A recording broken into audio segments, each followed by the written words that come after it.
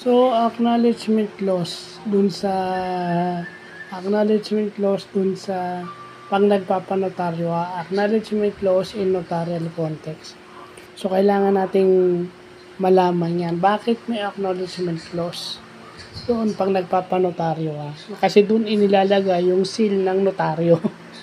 Okay? Contracts, bylaws, articles of incorporation, lahat yun. Contracts yan. Diba? So, sabi doon sa Google, kino-confirm mo na ikaw yung tao. Nag-appear kayo sa notaryo.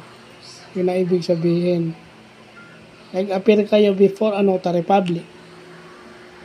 Yung second is, kaya may acknowledgement yun kasi ina-affix mo yung signature mo dahil ikaw ay nagbo-voluntaryo na gagawin mo yung nakalagay doon sa contract. Kumbaga, at your own free will doon sa contract. Yun ang silbi nun. No?